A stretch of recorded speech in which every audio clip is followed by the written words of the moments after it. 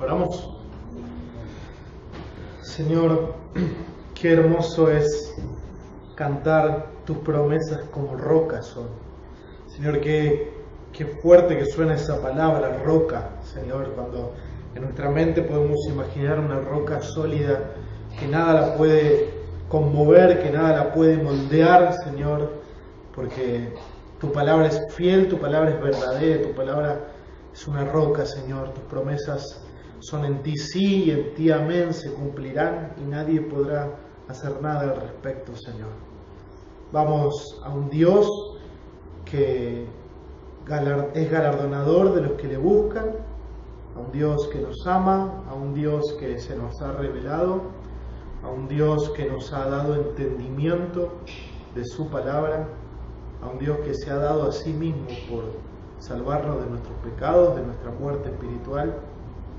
Señor, queremos ir a tu palabra y aprender de ti con un corazón quebrantado, con un espíritu humilde y, como dice tu palabra, temblando ante tu palabra, Señor. Que podamos tener ese corazón, porque la doctrina tiene que producir un cambio en nuestros corazones. Y ahora vamos a ver eso. Pedimos la ayuda de tu Espíritu Santo. Si no fuera por tu Espíritu Santo, en vano hablaría yo, en vano escucharían ellos, porque es la obra de tu Espíritu Santo producir santificación, edificación a través de tu palabra. Abre nuestros ojos espirituales para ver las maravillosas y hermosuras promesas que hay en tu palabra, el conocimiento de ti, Señor, porque esta es la vida eterna. Te lo pedimos en el nombre de Jesús y para tu sola gloria. Amén. 6 doctrinas claves de la fe cristiana. Y eso es lo que vamos a estar viendo hoy. 6 doctrinas que son como las columnas de nuestra fe. Saca una doctrina de esas y se caerá todo. Son doctrinas claves. Doctrinas que tenemos que estar constantemente recordando, afirmando, apuntalando, porque nuestra fe está sostenida en estas doctrinas. ¿Pueden imaginarse cuáles son? ¿Pueden arriesgar alguna? ¿Qué doctrinas ustedes creen que son fundamentales en su fe? Orar. Leer la Biblia. Digan palabras, vamos escuchando y luego vamos a orar. Meditar para que La salvación.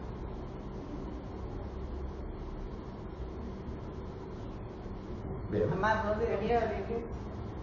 Sí, esas son cuestiones muy importantes y eso, todo lo que ustedes mencionaron, se sostiene en estas doctrinas. Si nosotros no prestamos atención a estas doctrinas que hoy vamos a ver, todo lo que ustedes dijeron se cae. Y eso lo vamos a ver ahora. ¿Están preparados? Falta misterio. Bueno, el contenido. Vamos a ver las doctrinas de la revelación, la inspiración, la inerrancia, la autoridad, la iluminación y la interpretación de las Escrituras. Primero, antes que comenzar con el contenido en sí de revelación, que va a ser nuestra primera doctrina en esta tarde, quisiera que podamos ver qué significa la palabra doctrina. Porque estamos hablando de doctrinas y por ahí, para toda la gente, la palabra doctrina quizás no es un concepto claro de qué significa. Algunos le pueden preguntar, bueno, ¿qué es doctrina? Y bueno, puede ser un dogma religioso. Puede ser, depende de cómo interpretemos la palabra doctrina. Pero yo les puedo decir que doctrina tiene que ver con todo lo que ustedes hacen todo el tiempo, todo el día. Ustedes fueron adoctrinados y ustedes adoctrinan a otros. ¿Por qué? Bueno, la palabra doctrina aparece 21 veces en el Nuevo Testamento. Y la palabra griega que se utiliza para describir la doctrina es principalmente dos palabras: didaqué y didascalía. Esas dos palabras, didaqué y didascalía. Quizás ahora vos te preguntés, y bueno, ¿por qué tengo que aprenderme yo palabras griegas? Porque es algo que vos vas a poder encontrar en tu Biblia y te va a encantar, te va a maravillar, porque vas a decir, no, la doctrina no es solamente para teólogos o para pastores, la doctrina es para mí, como cristiano. La doctrina la necesito, no es un concepto alejado de mí. Entonces, la palabra doctrina puede significar, en la Escritura lo podemos encontrar en el contexto tanto de enseñar a otros, nosotros adoctrinar a otros, enseñar, o el contenido de la enseñanza, lo que viene en el paquete que estamos enseñando. Y en el Antiguo Testamento, el término de doctrina, que esta es la palabra griega, el Nuevo Testamento fue escrito en griego koiné, el Antiguo Testamento fue escrito en su mayoría en hebreo, y cuando encontramos doctrina en el Antiguo Testamento siempre se refiere a lo que se ha recibido o lo que se ha oído, lo que se ha aprendido de otros. Entonces, quiero que la podamos ver en nuestras propias Biblias. ¿Todos trajeron Biblia? Amén. Abran sus Biblias. No traje, pero me acuerdo de Abramos nuestras Biblias en 2 de Timoteo. Porque quiero que podamos encontrar esto en nuestra palabra, en nuestra Biblia. Y le vas a hacer una marquita y vas a sacar una flecha y vas a escribir para que cada vez que vayas a ese pasaje te acuerdes de esta clase y te acuerdes de esto que estamos aprendiendo juntos. Cuando lleguen a 2 de Timoteo, me dicen amén. Capítulo 3. Vamos al versículo 16. Texto conocido. Texto que sería bueno apuntarlo para memorizarlo. ¿Cómo dice la palabra de Dios? Dice 2 de Timoteo 3, 16 y 17. Toda escritura es inspirada por Dios y útil. ¿Para qué? Para enseñar, para reprender, para corregir, para instruir en justicia. Leemos de vuelta. Toda escritura, ¿cuánta? Toda la escritura. ¿Es inspirada por quién? Por Dios. ¿Y útil para qué? Bueno, miren esto. Enseñar, didascalía, doctrina. Es la misma palabra. Entonces, cuando nosotros vemos la palabra doctrina y cuando nosotros vamos a estudiar doctrina y cuando queremos aprender doctrina, lo que queremos aprender es lo que la palabra de Dios nos está enseñando. La palabra que es inspirada por Dios está hecha para didascalía, para enseñar, para adoctrinar, para darnos doctrina. ¿Por qué es importante la doctrina? Y porque la Biblia es importante. Porque la Biblia enseña doctrina. Porque la Biblia nos da el contenido sobre Dios y sobre el hombre y sobre la cosmovisión del mundo y cómo entender mi pecado y cómo entender que necesito ser salvo. ¿Es importante la doctrina? Es sumamente importante. Así como encontramos didascalía en este pasaje, lo vamos a encontrar en muchísimos otros pasajes del Nuevo Testamento. Solamente quería que vayamos a uno para que podamos verlo con nuestros propios ojos en nuestras propias Biblias. Así que si querés le puedes hacer un asterisco a la palabra enseñar y le podés poner una flechita y griego didascalía, doctrina. Bueno, ¿cuál es el fin de la doctrina bíblica? ¿Por qué existe la doctrina bíblica? Bueno, ¿qué dice el versículo 17? A fin de que el hombre de Dios sea ¿qué? Perfecto, equipado para toda buena obra. Cuando leemos perfecto no hablamos de perfección, de algo sin error, algo sin falencia. No, cuando vemos la palabra perfecto quiere decir entero, completo, a fin de que el hombre de Dios esté completo, no le falte nada. ¿Para qué? ¿Para qué esté equipado? Para buena obra. Para toda buena obra. Entonces la doctrina no tiene un fin en sí mismo. Y eso lo vamos a ver hoy en muchos círculos, donde estudian teología o ¿cómo es? Sí, teología, que estudian teología, pero diferentes ramas, diferentes teologías sistemáticas, y a veces parece que el fin de todas las cosas es acumular conocimiento en mi cabeza. Porque uno ve muchos hoy en día en las redes sociales, en internet, en YouTube, gente que sí, que aprende doctrina y empieza a enseñar y empieza a debatir, a discutir, pero el fin de la doctrina no es ese. El fin de la doctrina es cambiar nuestras vidas. El fin de la doctrina es equiparnos. ¿Para qué? Para toda buena obra. El fin de la doctrina es enseñarnos, reprendernos, corregirnos e instruirnos en justicia. Cuando estamos caminando mal, la doctrina nos dice, este es el camino. Cuando estamos creyendo cosas que no son con respecto a la Biblia, la doctrina nos enseña qué es lo que debo creer. Y es sumamente importante eso. Tan importante como dónde pasarás la eternidad. Porque quizás estás creyendo o que sos salvo, pero no estás creyéndolo con la doctrina correcta de las Escrituras.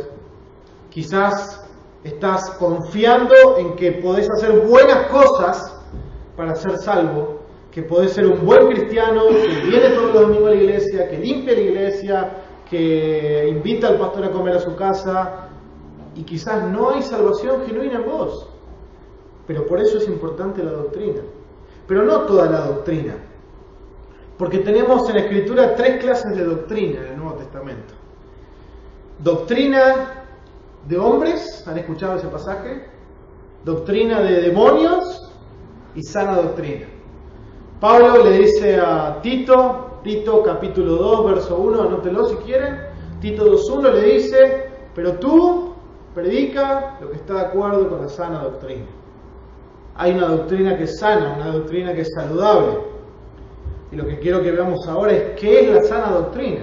Porque si tenemos una doctrina de demonios, una doctrina de hombres, que una es influenciada por el mal para alejarnos de la verdad de las Escrituras, porque Satanás y los falsos maestros también enseñan, por eso son falsos maestros, porque son personas que enseñan doctrinas que son de demonios y que son de hombres y que no van conforme a la verdad.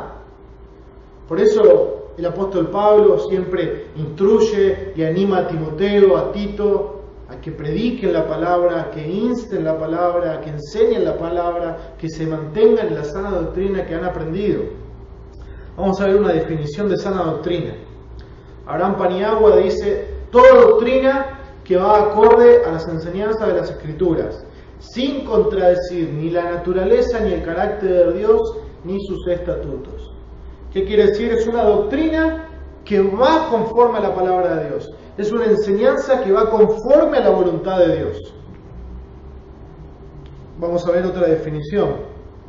Bobby Jamieson dice, la sana doctrina es un resumen de la enseñanza bíblica que es tanto fiel a la Biblia como útil para la vida. La doctrina no debería consistir en imponer nuestras ideas a la Biblia, más bien debería ser un resumen de lo que la Biblia dice acerca de un tema, ni más ni menos. Esto es la sana doctrina. Lo que la Biblia me enseña que va conforme a Dios, conforme a los atributos, al carácter y al pensamiento y la voluntad de Dios. ¿Para qué? Para mi vida práctica.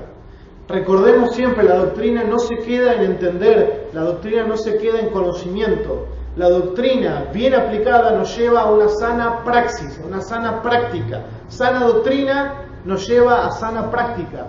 Si no hay sana práctica, esa sana doctrina no se está entendiendo como se tiene que entender.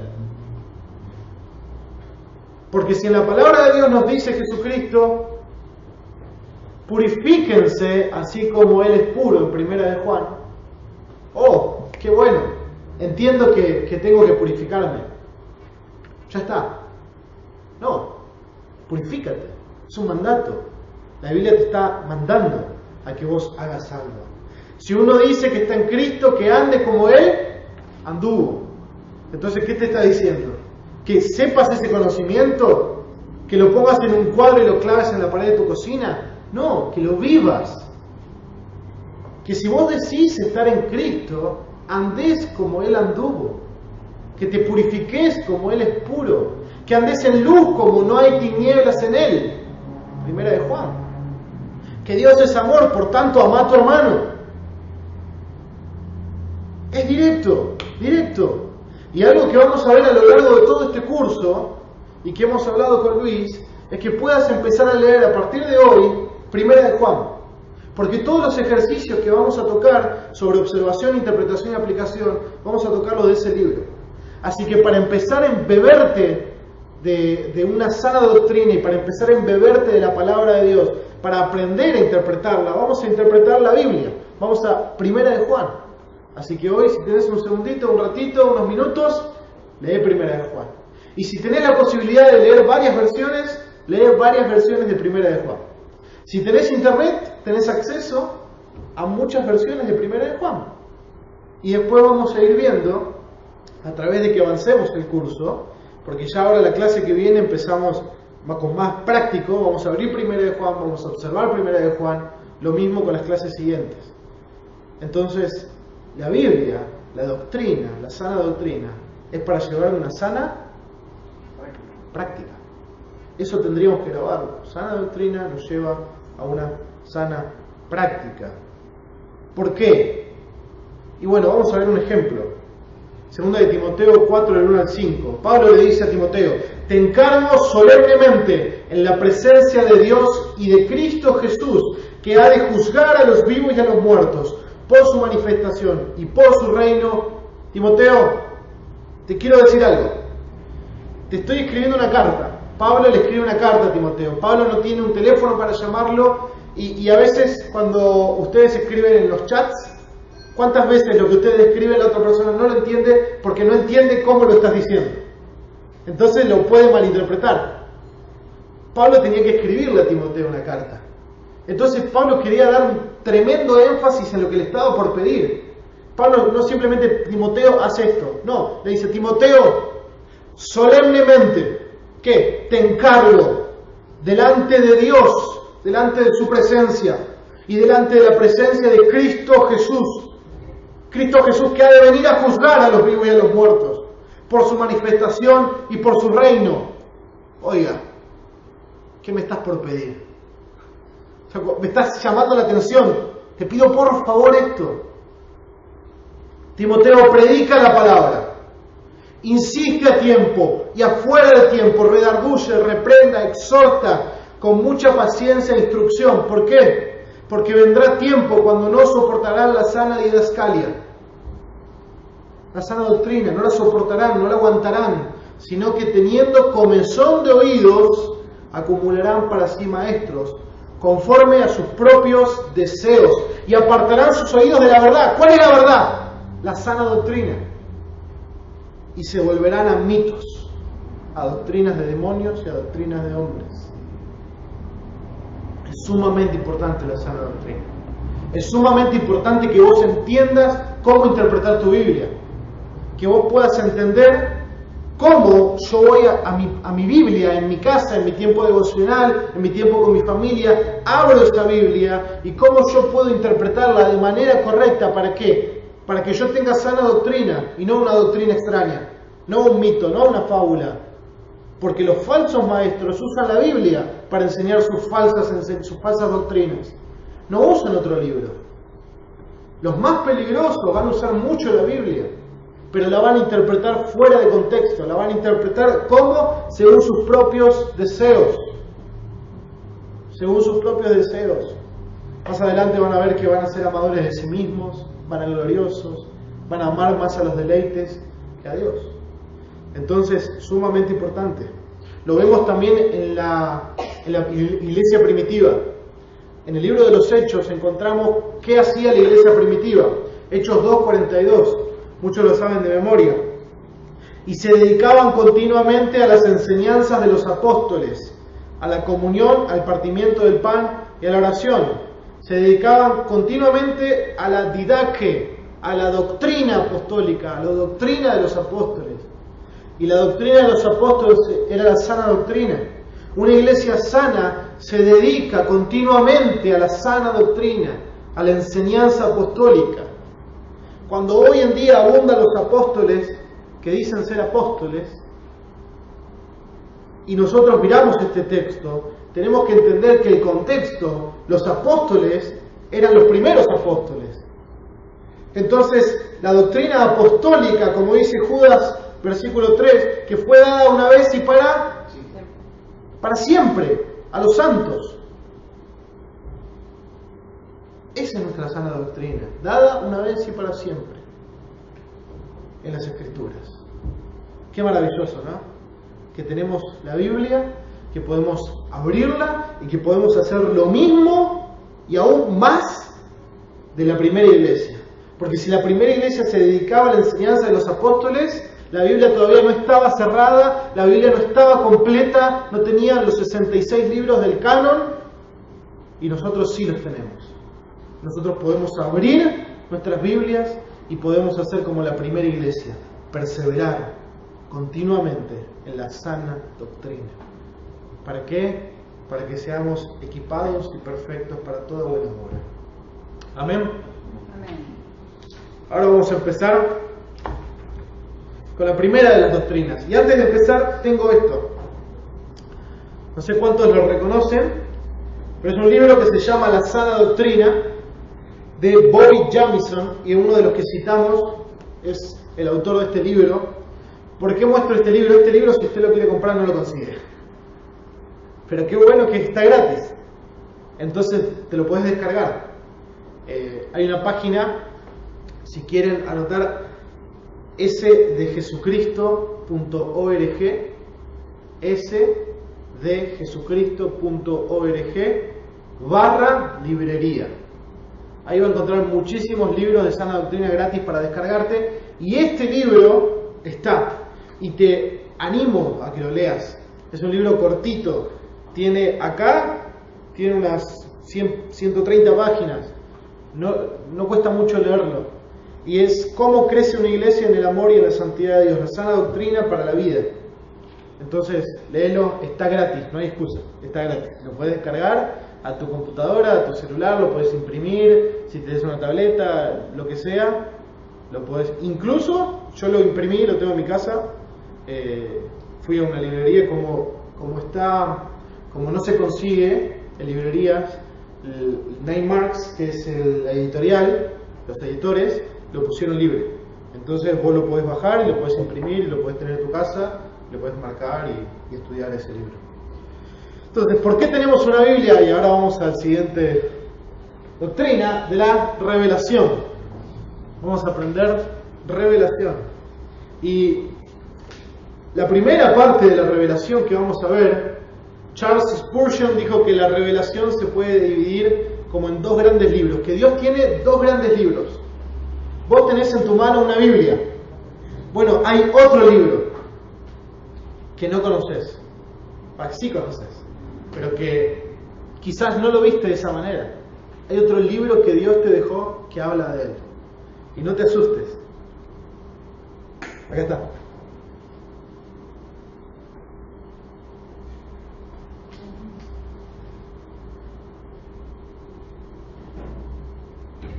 La revelación general. La revelación general. ¿Se acuerdan un pasaje que habla de la revelación general? Hay un pasaje que es muy claro. Los cielos cuentan la gloria de Dios y el firmamento anuncia la obra de sus manos. Esta es la revelación que tiene todo el mundo, todas las personas. No importa la religión, no importa el país donde vivan, no importa si son esclavos o libres, no importa absolutamente nada. Todos llegan a conocer la revelación general de Dios. Todos, cuando pueden ver la creación, pueden entender que hay un creador. Así como nosotros vemos una pintura y ninguno de nosotros va a pensar que esa pintura apareció por millones y millones y millones de años, sino que alguien la pintó. No solo eso, alguien con inteligencia lo pintó porque refleja algo que el autor quiso que refleje. La creación refleja que existe un Dios. Y podemos conocer atributos de ese Dios a través de la creación. Es un Dios primeramente que, si ustedes ven la creación, No sé si alguna vez tuvieron la posibilidad de viajar a Europa o viajar a África o viajar a Oriente. Yo no la tuve, pero mirando fotos en Google, de cualquier lado, o en las películas o en documentales, uno ve las maravillas de la creación. ¿Y qué cosas pueden, al ver eso, entender de Dios? Si fuera de la Biblia, no tienen la Biblia, ¿qué pueden entender al ver eso? Por ejemplo, ¿qué es un Dios todopoderoso? Porque si creó todas las cosas, tiene el poder para crearlas. Que es un ser inteligente, sumamente sabio, porque creó todas las cosas con una complejidad y una perfección increíble, como el cuerpo humano, como que yo ahora hablo y vos me escuchaste. Características de la revelación general. Y acá hay una definición. La revelación de Dios, ¿a quién? A toda la gente, en todo tiempo, en todo lugar. Que revela que Dios existe y que Él es inteligente, poderoso y trascendente. Que trasciende lo que nosotros entendemos. Que trasciende el mundo, que trasciende el universo.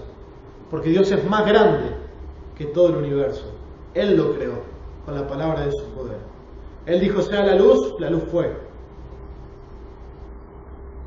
En todo lugar, en todo tiempo, desde que Dios creó al hombre, a Adán, hasta el último hombre que nazca en este mundo, todos los hombres van a poder ver este libro de Dios, que es la creación. Y uno de los pasajes más conocidos para entender cómo se revela Dios a través de la creación es el Salmo 19, versículo del 1 al 6. Es un salmo muy conocido, es un salmo que te animo a que te lo memorices. Los cielos proclaman la gloria de Dios, la expansión anuncia la obra de sus manos. Un día transmite el mensaje a otro día y una noche a la otra noche revela sabiduría. No hay mensaje, no hay palabras, no se oye su voz, mas por toda la tierra salió su voz, y hasta los confines del mundo sus palabras. En ellos puso una tienda para el sol, y éste como un esposo que sale de su alcoba, se regocija cual hombre fuerte al correr su carrera. De un extremo de los cielos es su salida, y su curso hasta el otro extremo de ellos, y nada hay que se esconda de su calor. Es maravilloso porque es muy gráfico. Si vos lo pensás como una película, empezás a pensar los cielos, la expansión, cómo un día se levanta, cómo el sol sale de su alcoba a la mañana y recorre todo el cielo hasta que se pone. Y no hay nada, que cuando el sol sale, nada se puede esconder de su calor. Así es esta revelación de Dios. Hoy tenemos frío, pero por ahí al mediodía salías a la calle y el sol te estaba calentando. Un Dios de misericordia. Un Dios que provee para sus hijos. Nosotros podemos conocer que existe un Dios a través de ver la creación. Podemos entender también que es un Dios de providencia. ¿Por qué? Porque llueve. Porque los alimentos crecen. Porque una semilla da fruto. Porque hay un ciclo del agua. Una naturaleza maravillosa, que es un Dios que provee para el mundo que creó. También podemos conocer a Dios en una revelación que Él hizo en nuestro interior, nuestra conciencia. Romanos 1:20 nos dice, porque las cosas invisibles de Él, de Dios, su eterno poder y deidad, se hacen claramente visibles desde la creación del mundo, siendo entendidas por medio de las cosas hechas, de modo que no tienen excusas. Es entendible, el hombre lo entiende, el hombre lo sabe. La Biblia enseña, es evidente. Nadie tiene excusa, nadie puede decir, no, yo no conocía a Dios. Sí, la revelación, la creación te muestra que hay un Dios. Ahora, que vos lo niegues, la Biblia lo llama necedad. Sos un necio. No querés ver lo que tenés delante de tus ojos. Que Dios existe, que Dios te creó y que como es tu creador tenés que rendir cuentas. Alguien dijo, no es tanto que vos no creas que Dios existe, es tanto que vos no querés que Dios exista, porque si Dios existe, vos tenés que someterte al Dios que te creó. Esto es lo que podemos entender. Si no tuviéramos la Biblia, tenemos el libro de Dios que está en el mundo, que es escaso, porque no podemos entender más de la persona de Dios, no podemos entender nada con respecto a nuestra salvación, no podemos entender ni siquiera que hemos caído en pecado. Es un libro no suficiente, es un libro que nos muestra que existe un Dios, pero es un libro que por sí solo nos mandaría al infierno, porque no tendríamos conocimiento de la verdad. Pero gracias a Dios que eso no quedó así. Gracias a Dios que hay una revelación que se llama la revelación especial de Dios. Si la revelación general o natural de Dios es lo creado, la revelación especial se caracteriza por ser algo que no vamos a encontrar en la primera revelación. Nadie puede ir caminando y de repente empieza a mirar al sol y mira al sol fijo y de repente dice, soy pecador. No. Nadie puede encontrar la sabiduría de las Escrituras mirando las nubes. No. ¿Qué es necesario que pase para que nosotros podamos entender más sobre Dios? Un predicador puso un ejemplo una vez. No sé si todos conocen la obra Hamlet de Shakespeare. Y este autor, ustedes pongan cualquier tipo de libro, por ejemplo, de La Tierra de la Luna de Julio Verne, que es mi primer libro que leí cuando era chiquito. El libro que vos quieras. Imagínate el personaje del libro. Ahora, ¿cómo puede el personaje de Hamlet conocer a Shakespeare, que lo escribió?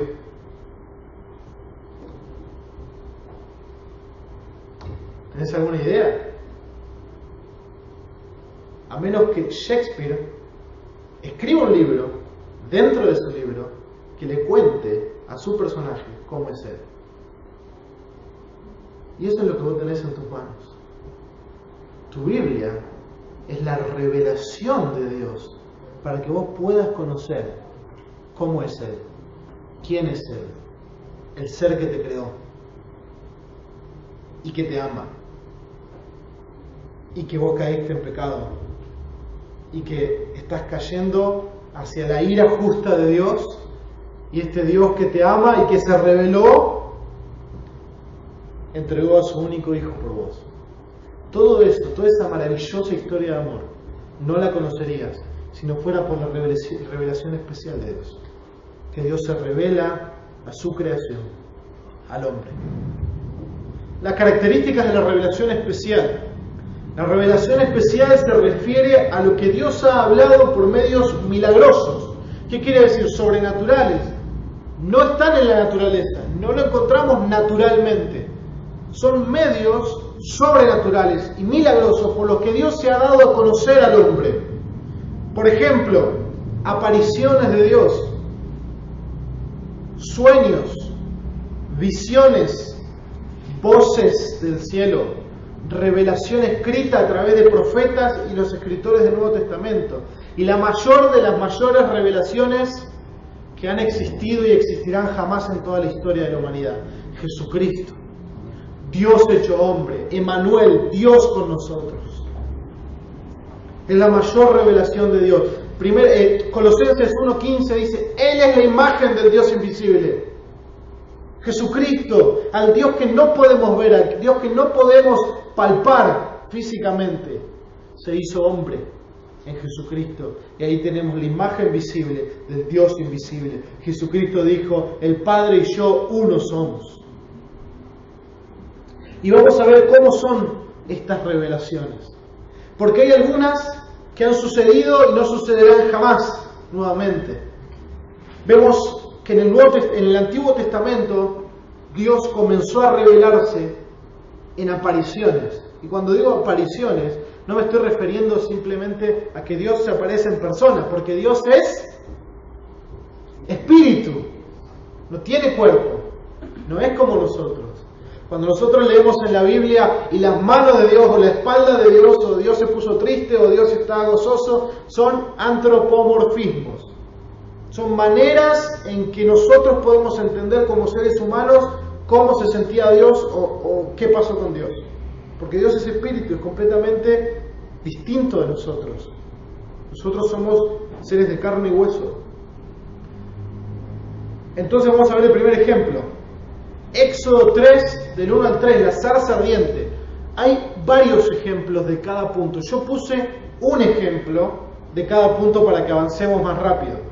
Pero por ejemplo, la zarza ardiente, Éxodo 3, del 1 al 3, dice: y Moisés apacentaba el rebaño de Jetro su suegro, sacerdote de Madián, y condujo el rebaño hacia el lado occidental del desierto y llegó a Horeb, el monte de Dios.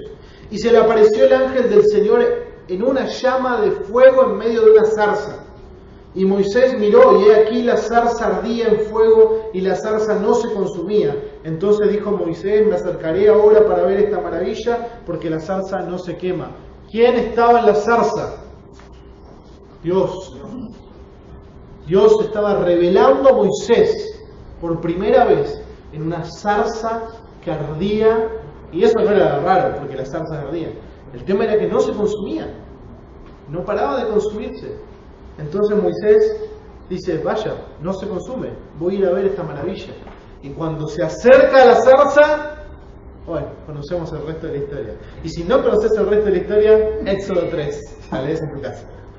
Seguimos. Sueño, el sueño de Jacob. Génesis 28, del 10 al 13. Y dice: y salió Jacob de Beerseba y fue para Aram, y llegó a cierto lugar y pasó allí la noche, porque el sol se había puesto. Tomó una de las piedras del lugar, la puso por cabecera y se acostó en aquel lugar. Y tuvo un sueño, y he aquí había una escalera apoyada en la tierra, cuyo extremo superior alcanzaba hasta el cielo. Y he aquí los ángeles de Dios subían y bajaban por ella. Y he aquí, ¿quién estaba sobre ella? ¿Quién? El Señor.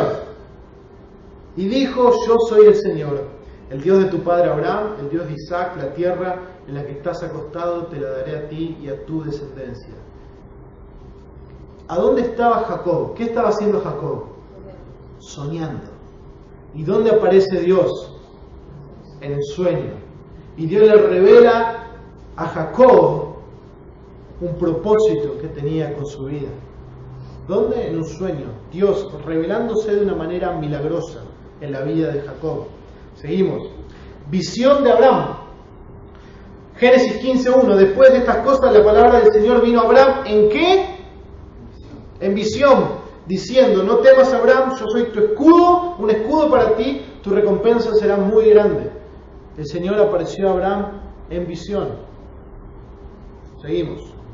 Tenemos la revelación escrita, que es lo que vos tenés en tu mano, que gracias a esa revelación escrita podés conocer las otras revelaciones, porque no conocerías ni de Abraham ni de Moisés si no tuvieras tu Biblia en la mano. Revelación escrita. Y un pasaje que encontramos es 2 Timoteo 3, 14 al 15.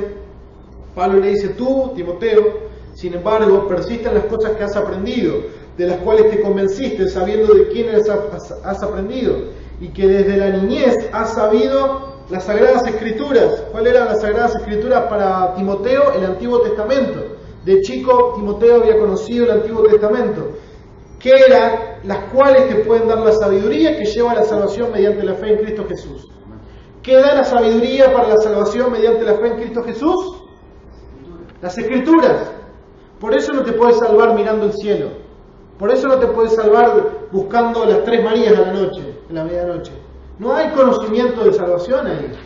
Por eso Dios reveló las Escrituras, reveló su voluntad en las Sagradas Escrituras, que te pueden dar sabiduría que lleva a la salvación mediante la fe en Cristo Jesús. Y el clímax de la revelación, si Dios podía hacer algo grandioso para revelarse, si Shakespeare podía hacer algo grandioso para revelarse, era meterse en la historia. Y Dios lo hizo. La máxima revelación de Dios, la persona de Jesucristo. Emmanuel, Dios con nosotros. Hebreos 13, del 1 al 3, es un pasaje clave con respecto a la revelación de Dios y con respecto al clímax y a la última revelación de Dios. Dios, habiendo hablado muchas veces y de muchas maneras en otro tiempo, eso lo vimos, lo acabamos de ver, Dios hablando de muchas otras maneras, en otro tiempo, no en el tiempo donde están ellos, a los padres por los profetas, en estos postreros días. ¿Cuáles son los postreros días? Nosotros estamos en los postreros días. los últimos días desde que Jesucristo vino. En estos postreros días nos ha hablado ¿por quién?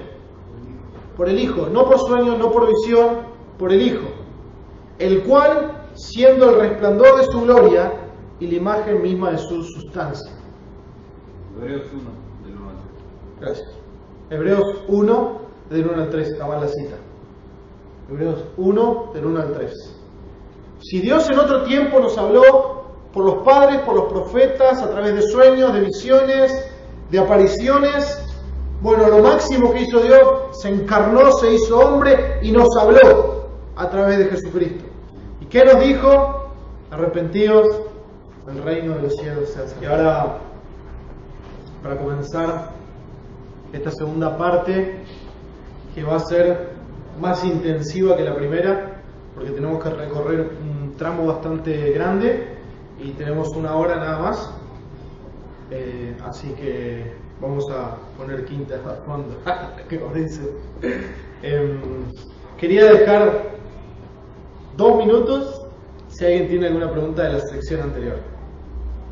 Si no tienen preguntas, avanzamos.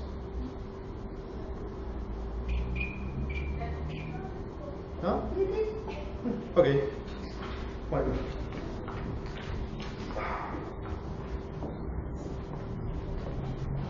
Vamos a arrancar. A ver. Ay, se hizo la luz.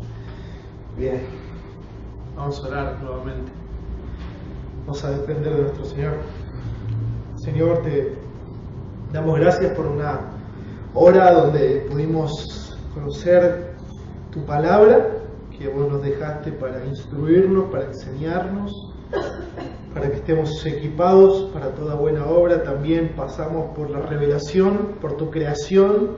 Señor, vos creaste todas las cosas te dan gloria, Señor, hablan de tu grandeza. Y por sobre todo, Señor, hablamos de tu amado Hijo que tú enviaste, Señor, como la imagen visible del Dios invisible, el primogénito de toda creación.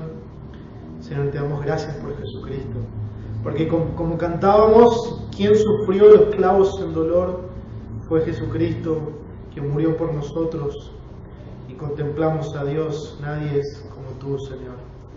Qué hermoso es empezar esta parte adorándote y poniendo nuestro corazón en sintonía, Señor, con un quebrantamiento y una humillación, Señor, y clamamos ahora que tu Espíritu Santo, de quien vamos a hablar ahora, te pedimos que esté obrando en nuestros corazones, que obre en mí para poder explicar esto, Señor, como es digno de ti, para que obre en la vida de todos mis hermanos, para que podamos recibir con gozo la palabra, para que podamos abrir, Señor, por el poder de tu Espíritu, nuestros ojos espirituales, nuestro entendimiento, Señor, y que tu palabra se haga más clara a nosotros, Señor.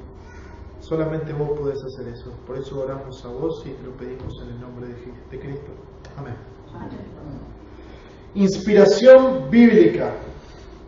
Si hablamos de la doctrina, ¿se acuerdan la palabra en griego para doctrina? ¿Cómo? Didascalia. Yo lo que hice, tengo un programa en la compu que te permite ver las palabras griegas y te las pronuncia. Si vos apretás una tecla, hay una voz que sale y te la pronuncia. Entonces yo siempre dije didascalia, pero cuando aprieto el botón para que pronuncie la palabra en griego, dice didascalia, con acento en la i. Entonces, bueno, me la aprendí así ahora, didascalia, con acento en la i. Entonces por eso no me lo olvido más esa palabra, didascalia. Y como es gratis y era un botón, estaba todo el tiempo así y decía que diga cada rato didascalia. Y ahora vamos a ver un par de palabras en griego, vamos a volver a las palabras en griego. Pero están divertidas las palabras en griego si las entendemos, ¿no? Yo sé que tengo amigos que estudian en el seminario, yo no estudié griego en el seminario, pero tengo amigos que están estudiando ahora griego en el seminario y quieren renunciar todos los días, porque es re difícil aprenderse la gramática, los tiempos, todo. Y bueno, que el Señor nos ayude a aprender un poco más de griego cada uno de nosotros. La Biblia es inspirada por Dios. Tenemos un versículo que ya lo estuvimos leyendo, no sé si se acuerdan, que habla de que la Biblia está inspirada por Dios. ¿Alguien se acuerda? ¿No? Segunda de Timoteo 3. ¿Qué dice? Dice, vamos a leerlo, desde el versículo 14. Estoy mal con las citas, puse de vuelta 15-16, pero es de 14-16. Tú, Timoteo, sin embargo, persiste en las cosas que has aprendido, de las cuales te convenciste, sabiendo de quién las has aprendido, y que desde la niñez has sabido las Sagradas Escrituras, las cuales te pueden dar la sabiduría que lleva a la salvación mediante la fe en Cristo Jesús. Esto estuvimos analizando ya en la parte anterior. Toda Escritura es inspirada por Dios y útil para enseñar, para reprender, para corregir, para instruir en justicia, a fin de que el hombre de Dios sea preparado para toda buena obra, ¿no? ¿Hasta ahí estamos todos? Ahora, quisiera que me diga alguien, por ahí alguien que le funcione muy bien la vista, ¿qué palabra se destaca? Inspirada, ¿no? Se destaca la palabra inspirada. ¿Por qué destaco la palabra inspirada? Porque vamos a ver qué hay detrás de esa palabra. Esa palabra la vemos en castellano, pero atrás, en el idioma original de la Escritura, del Nuevo Testamento, el griego koiné, el griego común de la gente, que fue escrito en la epístola de Timoteo y todo el Nuevo Testamento, hay una palabra muy particular. ¿Por qué es muy particular? Porque esta palabra que usa Pablo para explicarle a Timoteo, siempre entendamos el contexto. En todo este curso vamos a aprender, la palabra contexto la vas a tener que soñar, porque la palabra contexto es súper importante para que entiendas la Biblia. Porque, por ejemplo, cuando yo estaba de novio con mi esposa, nos mandábamos cartas. Ella las guarda, yo no sé ni dónde están. Pero si yo agarrara de esa carta larga un renglón y me lo llevo y lo leo, ¿qué entendería? Entendería quizás algo que dice, pero no entendería todo lo que quiere decir con eso. No entendería cuál fue la intención de, en aquel entonces mi novia, hoy mi esposa, en escribirme eso. ¿Por qué? Porque me falta el resto. Y más en este género literario que estamos viendo, que es epístola. Pablo escribe una carta a Timoteo. No podemos perdernos el contexto de la carta. Y es importante que ni bien estamos leyendo esto, entendamos que esto no está sacado de una enciclopedia bíblica, no está sacado de un diccionario teológico, es una carta que Pablo, el apóstol Pablo, le escribe a su discípulo Timoteo. Entonces, vamos a ver, esto también es la maravilla de la inspiración. Dios inspira palabra inerrante a través de una carta. Eso es fabuloso. Entonces veamos, inspirada por Dios. ¿Qué parte de la Escritura está inspirada por Dios? Toda. Toda la Escritura está inspirada por Dios. Y esa palabra inspirada es muy particular, no porque Pablo lo haya escrito, porque Pablo acaba de inventar una palabra para decirle a Timoteo qué significa que está inspirado por Dios. En el castellano nosotros lo traducimos, toda escritura es inspirada por Dios, pero en el griego la palabra para inspirada no está en ningún otro lugar del Nuevo Testamento salvo en este versículo. Y el Espíritu Santo inspiró a Pablo a inventar una palabra para explicarle a Timoteo qué significaba esto. Entonces nosotros vamos a conocer esa palabra que inventó Pablo.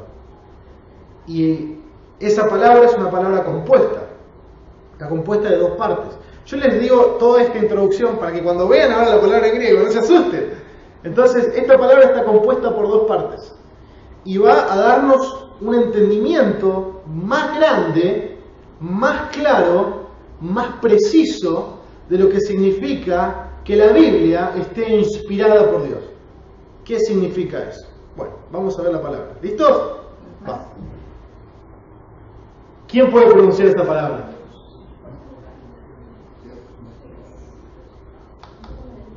Si bien me acuerdo cómo lo pronunció el del programa, era Theopnistos. Nestos, algo así. Bueno, no importa, lo practican a la casa. Pero está compuesta por dos palabras. Theos, que en griego es Dios, y Nestos, que si alguien se... ¿Cuál es la palabra para espíritu en griego? ¿Alguien se la acuerda? No. Neumáticos es una palabra que tiene la raíz ahí. Neuma. Por eso es neumático. Tiene sentido, no estuviste tan mal. Neumático. Neuma. Neuma es aire, viento, espíritu. ¿Cuántos recuerdan Juan capítulo 3 en sus Biblias, en el Evangelio, donde Cristo le habla a Nicodemo, al fariseo, y le dice: tenés que nacer de nuevo? Entonces no lo entiende y le dice: mirá, así como el viento sopla y nadie sabe ni de dónde viene ni a dónde va, así es todo aquel que nace del Espíritu. Cuando dice viento y cuando dice espíritu, usa la misma palabra en griego, neuma. Entonces, por eso neumático, y por eso cuando vemos espíritu en la Biblia también es la palabra neuma. Entonces, en esta composición que Pablo inventa para explicarle a Timoteo qué significa que está inspirada por Dios, la palabra theopnestus significa Dios soplando, respirando, expirando las Escrituras. Ahora yo quiero que hagas un ejercicio. Quiero que levantes tu mano. Cualquiera, la izquierda, la derecha, la que tengas libre. Ahora, cerrala, acercala a tu boca, así, y hace... ¿Sentiste algo? El aliento de Dios en las Escrituras. Dios soplando la palabra de Dios. Theopnestus. Dios respirando la Biblia. Por eso muchos dicen que una mejor traducción de que toda la Escritura es inspirada por Dios, toda la Escritura es inspirada por Dios. Sale de Dios, proviene de Dios. Es el aliento, así como vos sentiste que algo salía de tu boca y tocaba tu mano, así es la inspiración de Dios en su palabra, algo que es de Dios hacia su palabra. Inspirado por Dios. ¿De qué manera Dios inspira la palabra? A veces nosotros, en lo común, en el lenguaje cotidiano de nuestras vidas, cuando vemos un documental, cuando vemos cualquier cosa, que dice, bueno, este artista fue inspirado al ver el amanecer. Y escribió un libro, escribió un poema, pintó un cuadro. Entonces, esa inspiración motivó al gran artista a hacer un gran cuadro. O sea, la inspiración ayudó, pero de una manera pasiva. O sea, el sol no salió porque él iba a pintar la pintura. El sol salió porque Dios determinó que el sol salga. Lo mismo que cuando llueve y haces torta frita. No llovió para que vos hagas torta frita. Llovió porque tenía que llover. Entonces, cuando hablamos de inspiración, no hablamos de inspiración en el sentido que normalmente entendemos que algo nos inspira. Hoy estoy inspirado y escribí algo. Hoy estoy inspirado y cociné algo rico. ¿No? A veces usamos inspirado en ese sentido. Bueno, no es el sentido que estamos usando ahora. El sentido que estamos usando inspirar es este. A ver quién puede agarrar la idea. Puse ese barco porque es una película de Narnia que a mí me gusta mucho. Pero voy a poner otro barco para los que no la vieron. En este sentido Dios inspira. En el sentido activo de la palabra. Dios está expirando la Escritura. Dios está soplando su palabra y ese soplo de Dios está perfectamente unido a un hombre que está escribiendo. Entonces, ¿quién se mueve? El barco.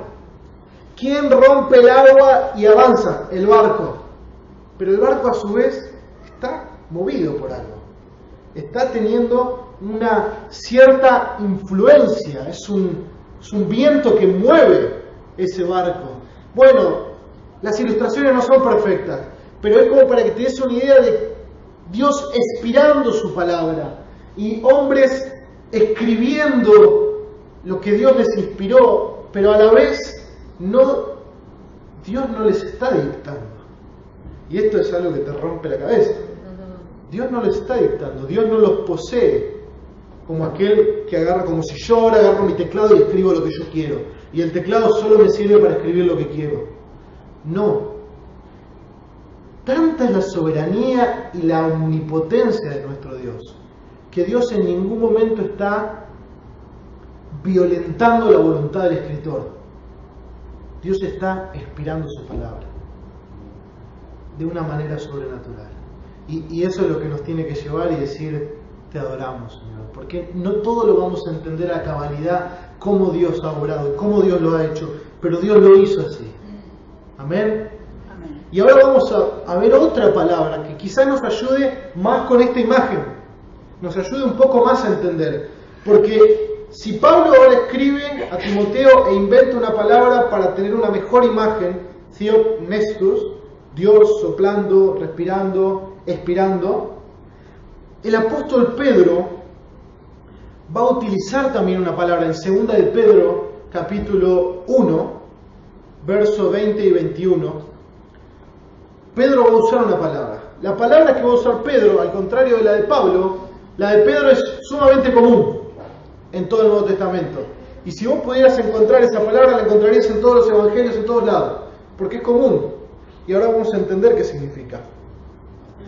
Me olvidé la cita, pero es 2 de Pedro, capítulo 1, verso 20 y 21. Dice, pero ante todo sabed esto, que ninguna profecía de la Escritura es asunto de interpretación personal, pues ninguna profecía fue dada jamás por un acto de voluntad humana, sino que hombres inspirados por el Espíritu hablaron de parte de Dios.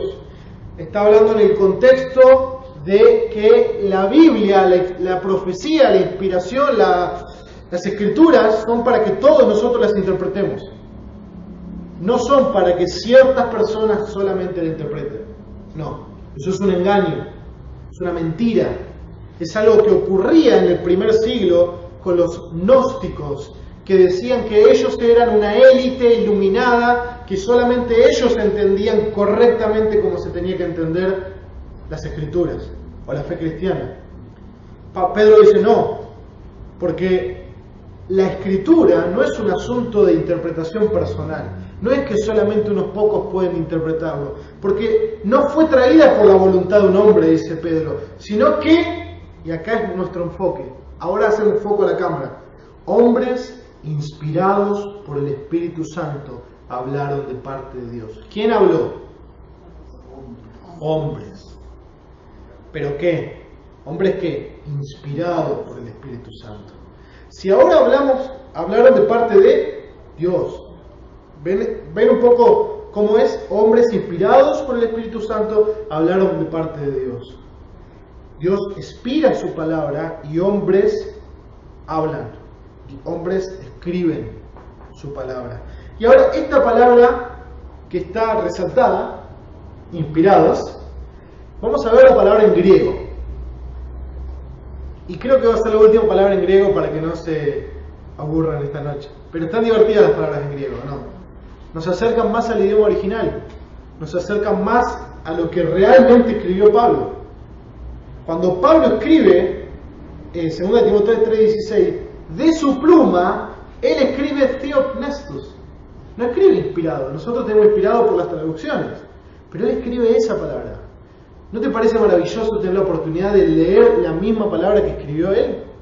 Eso es maravilloso, por eso podemos ir al griego, a entender un poco más esa palabra. Todo el Nuevo Testamento está en griego. Todo el Nuevo Testamento está escrito en griego koiné, que es el griego común de la gente. Era el idioma que todos hablaban en esa época. Si vos eras judío o eras de otras naciones, sabías hablar el griego koiné, era un idioma común. Hablabas hebreo, hablabas arameo, hablabas como Cristo, pero hablabas griego koiné, sabías hablarlo. Y la palabra que vamos a ver es esta. Fero, es como una F, fero, no me acuerdo cómo dijo. Fero. Fero significa mover, traer, guiar, conducir, ser llevado por, a lo largo de. Ese teo que ven ahí arriba me quedó de la diapositiva anterior, no se asusten. Pero es para que se recuerden que el teo es Dios. Pero lo vas a encontrar en muchísimos pasajes del Nuevo Testamento. Por ejemplo, cuando Pablo le pide a Timoteo que Timoteo le traiga sus libros, sus pergaminos para que él lea, cuando le dice tráemelos, Fero, tráelo. Es la misma palabra en griego. Conduce, guía, ser llevado por, a lo largo de. Eso es Fero. Hombres que fueron inspirados por Dios, que fueron inspirados por el Espíritu Santo, que el Espíritu Santo los movió, los trajo, los guió, los condujo, los llevó a lo largo de escribir las Escrituras. No los manipuló, no los obligó, los condujo, los llevó, los guió a lo largo de. ¿Recuerdan esta imagen? El Espíritu Santo controlando el timón, viendo la brújula, para dónde va el barco. Él no está violentando el barco. No es un motín al barco. Es una obra sobrenatural de Dios que guía, que conduce, que dirige y que lleva al hombre de Dios a hablar de parte de Dios. En cierta ocasión, vamos a ver en las Escrituras, en el Nuevo Testamento, lo vemos en 2 lugares, vemos el bautismo de Jesucristo, que una paloma desciende sobre él, se abren los cielos y ¿qué ocurre? Se escucha una gran voz. ¿Qué dice? Este es mi Hijo amado, en el que tengo complacencia. ¿De quién es esa voz? Del Padre. Luego vamos a ver mucho más adelante en el monte de la transfiguración, Cristo delante de Pedro, Juan y Santiago se glorifica, se muestra glorificado junto con y Elías, Moisés y Elías. Ya más para saber si están ahí. Elías y Moisés. ¿Y qué ocurre? De nuevo, una voz del cielo. ¿Y qué dice? Este es mi Hijo amado, a él oí. ¿No? Eso lo podemos usar para entender Dios confirmando a Jesucristo como su revelación. A él oí. Pero en este momento yo quiero que vos veas ahí la voz del Padre irrumpiendo la creación y dando un mensaje. Bueno, de la misma manera, pero en otra forma, Dios habla su palabra a través de los hombres que escriben el Nuevo Testamento. ¿Cómo? Con exactitud no te lo puedo decir, pero es la palabra de Dios, inerrante, la palabra de Dios, sin malversación, sin ser modificada, que sale a través de esos hombres. Dios puede hacerlo, aunque no lo entendamos. Sí, Dios no está limitado por mi mente para que Él haga lo que Él quiera. Eso es bueno reconocerlo, reconocer que nuestra mente llega hasta un límite. Miren los últimos versículos del capítulo 11 de Romanos. Cuando en Romanos 9, 10 y 11 habla de la elección, habla de lo que Dios hace, el plan para Israel, habla un montón de cosas que parecen totalmente increíbles. Al último Pablo dice, ¿quién entenderá la mente de Dios? O sea, ¿qué riquezas inescrutables hay en su conocimiento y en su sabiduría? Entonces tenemos Theopnestus, tenemos Cero, para entender un poco la obra de Dios inspirando las Escrituras. Y te voy a mostrar una última ilustración. Como si el barco con el viento y la dirección y las aguas y todo no fue suficiente, te voy a mostrar una ilustración imperfecta. Puse eso para que entiendas que es una ilustración imperfecta, pero más o menos para que agarremos una idea. Cuando vamos a preparar café, yo tenía un café acá y no sé dónde está. Pero cuando vamos a preparar café, tenemos agua hirviendo, tenemos una taza, tenemos un filtro, tenemos café y ponemos la taza, el filtro con el café y el agua pasa a través de la taza, del filtro se empapa del café y pasa a la taza. ¿Qué sustancia sigue habiendo en la taza? Agua caliente. Pero agua caliente ¿qué? Infusionada. ¿Por qué? Por el café, ¿no? Bueno, ahora pensá eso como Dios, inspirando su palabra, atravesando por hombres, que son los escritores, y terminando en lo que es la Biblia. Cuando vos tomás la Biblia, es la palabra de Dios. Pero cuando te acercás y la olés, y la ves y la lees, encontrás a un Pedro que escribe, encontrás a un Pablo que escribe, encontrás a un Juan que escribe, cada cual escribiendo de la manera que ellos saben. Pedro era más tosco con su lenguaje del griego, y el Espíritu Santo habla a través de todos ellos. Pero en ningún momento Dios bloquea o deshabilita su personalidad, su estilo de escribir, su persona. No, es la palabra de Dios. Pero cuando leemos las Escrituras, la vemos infusionada por la personalidad de los apóstoles, por la personalidad de los evangelistas, por la personalidad del escritor. Es palabra de Dios, pero tiene sabor a Pedro, tiene sabor a Pablo. ¿Se agarra un poco la idea? No es perfecta, pero es para que entendamos que Dios no bloquea al escritor cuando él está haciendo su obra de revelación a través de la palabra.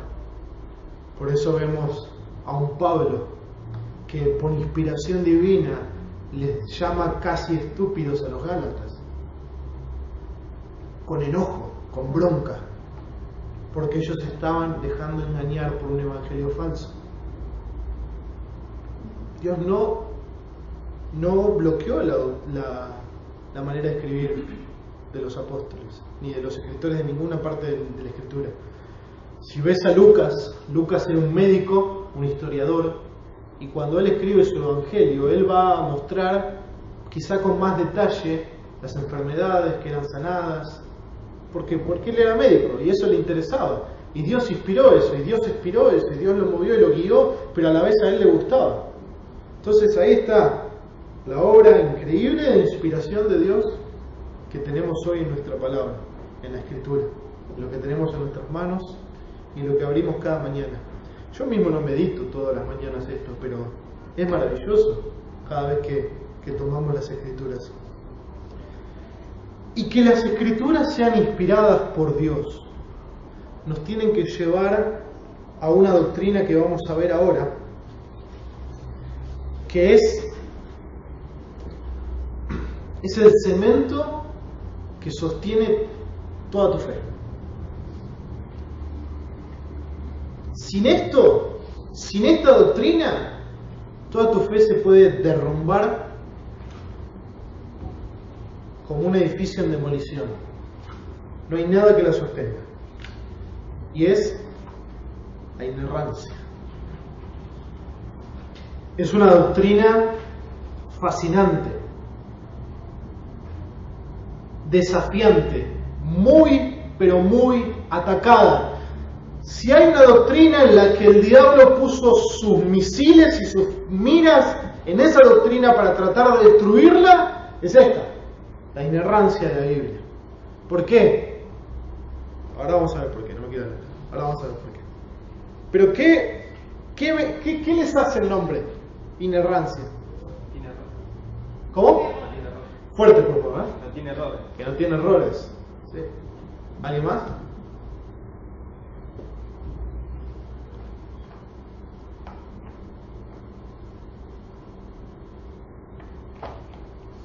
Inerrante, sin errores. ¿Está bien? Quería saber si alguien quería decir algo más sobre el tema. Pero sí, ¿y qué quiere decir que la Biblia sea sin errores? Es todo verdad. Que todo es verdad. Es un buen punto eso, lo vamos a ver. Que todo es verdad lo que dice la Escritura. Que no se contradice. Que no se contradice. ¿Qué más?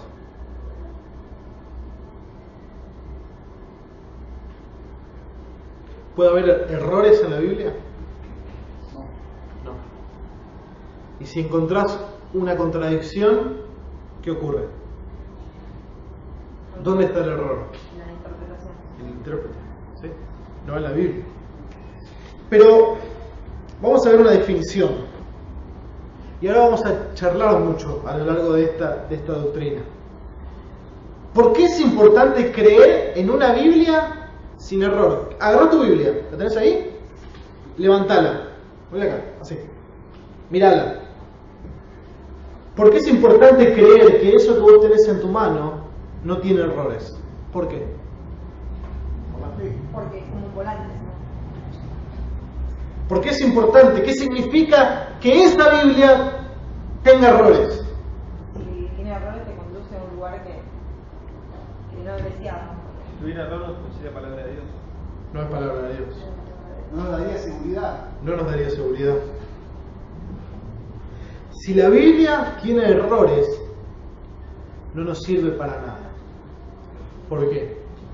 Porque todo lo que encontramos en la Biblia tiene un tema principal. El tema principal que vemos desde Génesis a Apocalipsis es el plan de redención de Dios para la humanidad a través de Jesucristo. Solo por fe, solo por gracia, solo para su gloria. Y si la Biblia tiene errores, nosotros, ¿por qué vamos a creer en el resto de la Biblia? Si hay algo que la Biblia me dice que no es real, ya no tiene confianza todo el resto de la Biblia. ¿Cómo voy a poder yo discernir qué parte de mi Biblia es palabra de Dios? ¿Qué parte de mi Biblia es agregado? ¿Qué parte de mi Biblia tiene un error? ¿Qué parte de mi Biblia es confiable y cuál no? Si yo digo que no es confiable una parte, ¿por qué voy a creer que cuando dice que soy salvo por fe es confiable? Si cae la inerrancia bíblica, caen todas las doctrinas con ella. Están todas atadas ahí. Si cae la inerrancia bíblica, lo que acabamos de ver de inspiración, de revelación, de todo, es mentira, puede ser mentira. Y nosotros podemos no saberlo y estar siendo engañados. La Biblia dice que Cristo resucitó, y también la Biblia dice que si Cristo resucitó, si no resucitó, vana es nuestra fe. Somos los más merecedores y dignos de lástima, dice Pablo. Entonces es sumamente importante. No vamos a tener seguridad de nuestra salvación. Vamos a empezar a relativizar lo que la Biblia dice del pecado, como hacen muchos hoy en día, que relativizan lo que la Biblia dice. No, lo que pasa es que la Biblia condena la homosexualidad por una cuestión cultural, porque en realidad la Biblia tiene errores, está muy modificada por la cultura. Entonces hoy aceptemos el casamiento homosexual. Entonces seamos licenciosos con respecto a la fornicación, al adulterio, con respecto al divorcio, con respecto a cualquier otra doctrina. Seamos licenciosos, porque si la Biblia tiene un error, ¿cómo puedo saber yo? ¿Para qué me voy a santificar? ¿Para qué me voy a perder de disfrutar lo que me ofrece el pecado? Si la Biblia no es real, no tendríamos que estar acá. Si fuera con error, si fuera una Biblia errada, inspirada por porciones, como muchos creen, o inspirada de acuerdo a mi corazón al momento de leerla, como muchos creen. Que Dios me habla si es que yo la leo con fe. Si yo no la leo con fe, no es palabra de Dios. Sí, es palabra de Dios. Borges leyó 2 veces la Biblia y dijo, no la entendí. ¿Era palabra de Dios? Sí, era palabra de Dios. Si no la entendió, vamos a ver más adelante que solamente los que son nacidos de nuevo pueden interpretar las Escrituras, porque es una obra del Espíritu Santo que abre los ojos a la verdad. Me había faltado. Yo la estaba viendo acá, pero no estaba en la pantalla de ustedes. Ahí en casa me dice.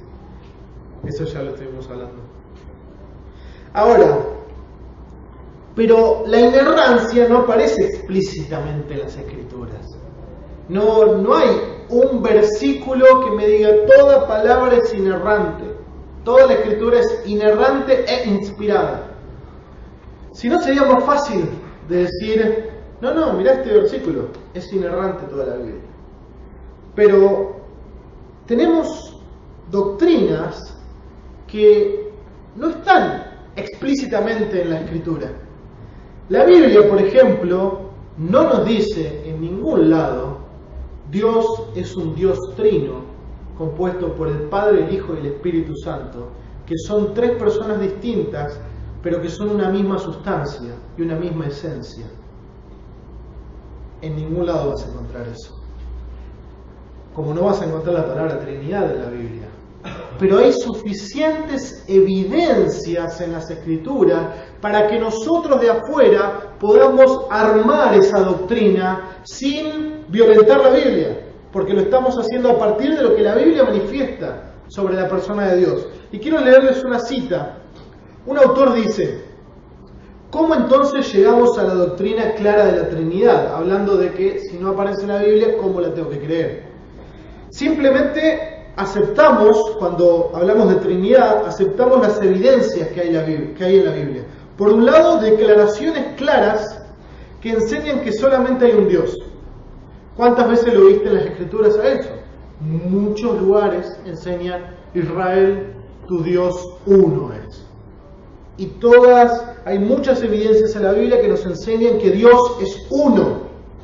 Y más en el contexto del Antiguo Testamento, donde la pluralidad de dioses y la idolatría era muy común. Israel se destacaba por tener un solo Dios. El Dios de Israel, el Dios de Abraham, de Isaac y de Jacob. Y por el otro lado encontramos declaraciones tan claras como que Dios es uno, pero de que hay alguien llamado Jesús y hay alguien nombrado el Espíritu Santo, quienes, además de Dios el Padre, alegaron ser Dios.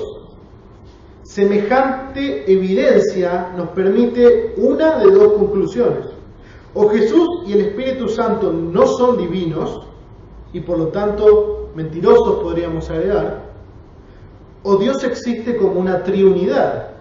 Los cristianos ortodoxos nunca se han alejado apenados de la segunda conclusión, aunque la evidencia es de diferente nivel de claridad que aquella que proveen los textos de comprobación. ¿Qué quiere decir? Nosotros encontramos en las Escrituras la suficiente evidencia para conocer y creer la doctrina de la Trinidad. Vemos claramente al Espíritu Santo ser mencionado como Dios, vemos a Cristo ser mencionado como Dios y él mismo alegando ser Dios antes de que Abraham fuese yo soy, que es el nombre de Dios del Antiguo Testamento. Y vemos que Dios es uno y que Dios es el Dios Padre. Entonces unimos todo eso y llegamos a la Trinidad. De la misma manera, nosotros tenemos en las Escrituras suficiente evidencia para llegar a la conclusión de que la Biblia es inerrante, sin error, que dice la verdad y solo la verdad en toda ella. Por ejemplo, vamos a ver dos tipos de testimonios. Vamos a ver los testimonios internos de la Biblia y los testimonios externos a la Biblia, por las cuales podemos afirmar la inerrancia de la Biblia. Algo que quiero hacer un paréntesis antes de entrar a esto, es que dado el tiempo que tenemos y dado el alcance de esta clase, no vamos a poder ver todo lo que hay sobre la inerrancia. Y hay mucho, muchísimo.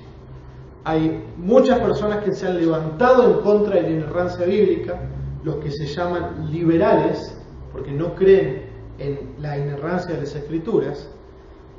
Hay mucho contenido que uno puede leer, investigar, libros se han escrito sobre este tema. Entonces sería muy arrogante de mi parte creer que voy a poder abarcar todo eso en estos pocos minutos, quizás 15, 20 minutos que tenemos para tocar el tema. Pero voy a hacer mi mayor esfuerzo de síntesis para que te lleves por lo menos cosas para meditar. Porque lo que buscamos con esta clase de hoy y al ver estas doctrinas es introducirte a esas doctrinas. Y que luego vos puedas averiguar, puedas estudiar, puedas preguntarnos: ¿me recomendás un libro que hable sobre la revelación, sobre la sana doctrina? Bueno, como hoy les recomendé, sobre otro tema. Bueno, pero lo que yo quiero decirles es que si tienen preguntas, las escriban y me las pasen y yo se las voy a contestar. Pero el tiempo no nos va a dar para abarcar todo lo que tenemos por delante. Dicho eso, aclarado eso, ponete el cinturón y vamos a poner quinta a fondo y vamos a ir rápido en esta última sección. Vamos a empezar. Tengo 4 testimonios internos para compartirles acerca de por qué creemos la inerrancia. Primero, la Biblia misma declara ser perfecta. Salmo 12:6, las palabras de Jehová son palabras limpias, como plata refinada de oro de tierra purificada 7 veces. Salmo 19:7, hoy estamos hablando del Salmo 19 en cuanto a la revelación general. El Salmo 19 se divide en 2 partes. La primera parte habla de la revelación general, la segunda parte habla de la revelación especial. Eso, a modo comentario se los digo. Y en la segunda parte, donde habla de la Escritura, dice: la ley de Jehová es perfecta, que convierte el alma. El testimonio de Jehová es fiel, que hace sabio al sencillo. La Biblia es perfecta, la Escritura, el testimonio de Dios a través de su palabra es fiel. Proverbios 35 dice: toda palabra de Dios es limpia. La Biblia declara sobre ella misma su veracidad, su perfección. Y estos son 3 versículos, podríamos hablar de muchos más, donde habla que la palabra es viva y eficaz. Ya decir que la palabra es inspirada por Dios, ya es hablar de su perfección. Y esto nos lleva al segundo punto. La Biblia refleja a su autor. Si nosotros decimos que la Biblia es inspirada por Dios y decimos que la Biblia contiene errores, estamos hablando que su final autor, que es Dios, cometió errores. Y Dios no comete errores. Dios es veraz, Dios es verdadero. Y en deducción podemos utilizar un razonamiento que se llama un silogismo, que es: esto es verdad, por lo tanto esto. Y con respecto a que la Biblia refleja de su autor, nosotros podríamos decir: Dios es verdadero, Dios inspiró la Biblia, por lo tanto la Biblia es verdad. Entonces, eso es un razonamiento muy simple, pero podemos llegar a una conclusión clara. Dios es verdadero, la Biblia es inspirada por Dios, Él es su último autor. Su último, cuando digo último, es final autor, por encima de todo. Entonces la Biblia es verdad. Porque si nosotros admitimos error en las Escrituras, admitimos errores en Dios, y eso es inadmisible. Seguimos. Los apóstoles confiaron en la inerrancia de las Escrituras. Hechos 24:14. Anótenlo si quieren, porque ahora no lo vamos a ver. Hechos 24:14. Dice: pero esto admito ante ti, que según el camino que ellos llaman secta, yo sirvo al Dios de nuestros padres, creyendo todo lo que es conforme a la ley y que está escrito en los profetas. Hay un testimonio de creemos, confiamos en lo que dicen las Escrituras, el testimonio de los padres, de los profetas. Hechos 24:14. Otro es 2 de Timoteo 3:16, que lo vimos hoy, Pablo afirmando la inspiración de la Biblia. Pedro afirmando la inspiración de los hombres que escribieron las Escrituras. Los apóstoles confirman las palabras de Dios como palabra de verdad. Cristo mismo otorga el carácter de inerrante a la Biblia. Mateo 5:18 dice: no penséis que he venido para abolir la ley o los profetas. No he venido para abolir, sino para cumplir. Porque en verdad os digo, dice Cristo, que hasta que pasen el cielo y la tierra no se perderá ni la letra más pequeña ni una tilde de la ley hasta que toda se cumpla. No solo la Escritura es inerrante, sino que se cumple lo que Dios ha dicho en su palabra. Pasará el cielo y la tierra, y la palabra de Dios se sostendrá como verdadera y fiel, y llevará a cabo lo que Dios le envió a hacer. Isaías 55 nos narra que la palabra de Dios es como la lluvia que cae y riega la tierra y hace crecer y da fruto. Que toda la palabra que Él envía no vuelve a Él vacía. Lo pueden leer luego. Estos son los 4 testimonios internos. Hay muchos más, solamente puse un par. Seguramente saben más testimonios, pero puse 4 testimonios para que podamos avanzar, de lo que internamente de la Biblia podemos tomar para creer en la inerrancia.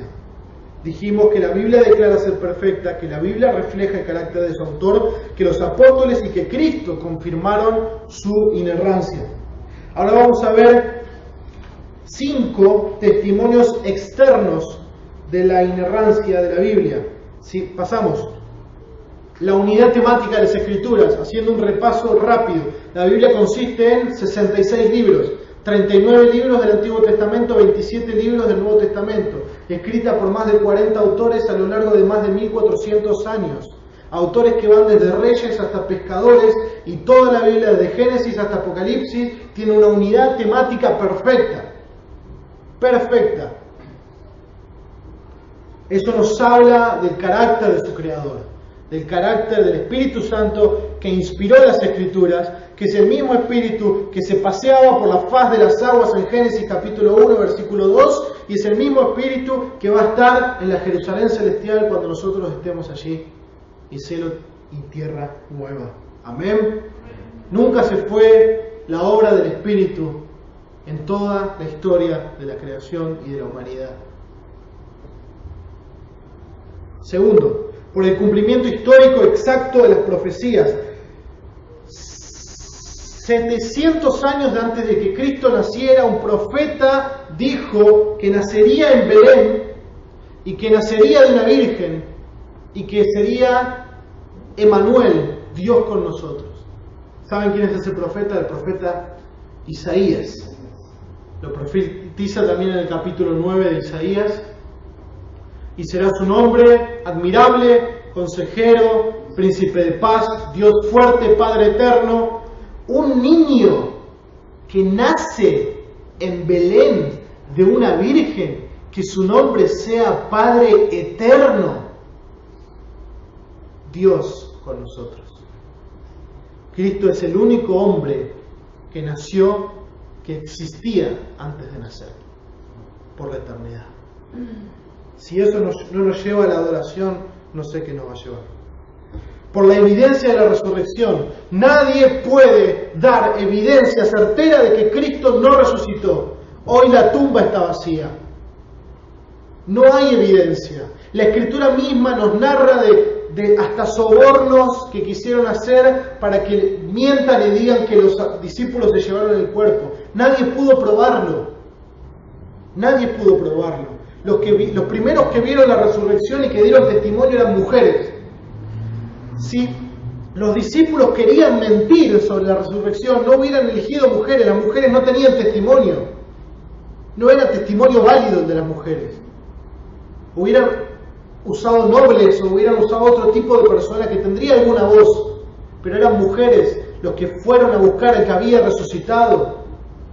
Que vieron al ángel. ¿Recuerdan ese pasaje? Porque buscan entre los muertos al que vive. Gloria a Dios. La evidencia de la resurrección nos habla de la inerrancia. Cristo dijo que derrumban ese templo y yo lo reconstruiré en 3 días. Hablando de su cuerpo, hablando de su muerte y su resurrección. Cristo dio profecía de su resurrección, de que se iba a levantar de entre los muertos, y la cumplió. Dios cumplió su palabra y hoy lo tenemos en nuestras Escrituras. Cristo resucitó, por lo tanto, dice Pablo, nosotros también resucitaremos. Por las vidas cambiadas. Tenemos 2000 años de historia de la Iglesia, donde millones y millones de testimonios de vidas que han sido transformadas, comenzando con un gran impacto en el apóstol Pablo. Saulo de Tarso, perseguidor de la Iglesia, yendo camino a Damasco, se le aparece el mismo Señor Jesucristo, le revela el Evangelio, le revela la palabra y se convierte en un gran apóstol a los gentiles. Vidas transformadas que no tendrían sentido si la Biblia no fuera inerrante y verdadera. Porque la arqueología ha confirmado la Biblia. A lo largo de la historia y a lo largo de lo que sigue hasta que Cristo venga, la ciencia y la arqueología ha confirmado muchas cosas que la Biblia ya decía, ya daba testimonio. En los Salmos encontramos al salmista David hablando de la redondez de la tierra, cuando se creía que la tierra era plana y sostenida por elefantes, no me acuerdo bien cómo. Pero ya la Biblia daba testimonios concretos de la creación de Dios. Por decir uno, hay muchos otros testimonios que podemos encontrar con respecto a la veracidad de las Escrituras. Sí.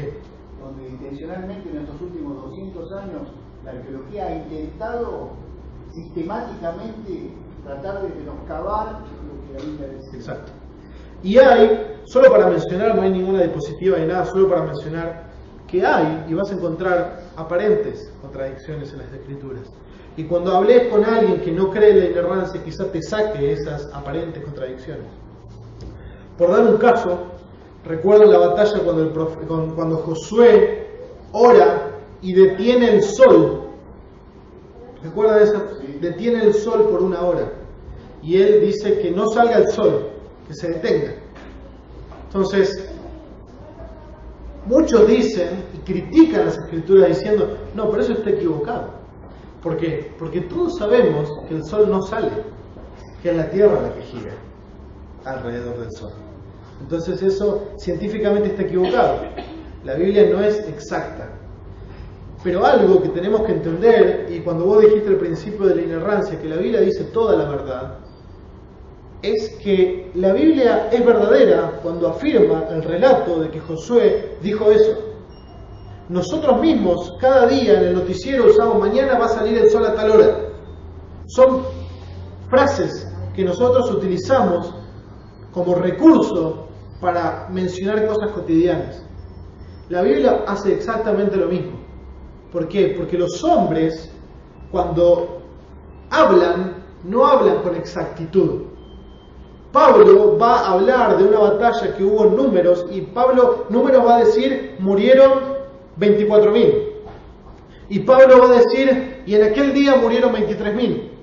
Y hay como una aparente contradicción. Pero si vemos, al final, Números dice que al final de la batalla, al final, los muertos por esa batalla fueron 24.000. Y Pablo dice, en ese día, en un día, murieron 23.000. No es una contradicción. 23.000 murieron un día, pero el saldo por esa batalla fueron 1.000 más. 24.000. Y así, ustedes van a encontrar un montón de ocasiones donde en la Escritura, en el Antiguo Testamento, narran las batallas y dicen, y eran 100.000 de un lado y 100.000 de otro. No eran 100.000. Quizás eran 98.753. Pero la Biblia nos da así. Nos habla de personas que tenían la misma manera de hablar que nosotros. Que usaban redondeos, aproximaciones.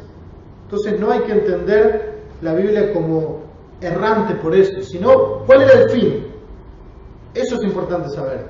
Si viene un general a su superior militar y le pregunta ¿cuántas bajas hubo? Y más o menos 200.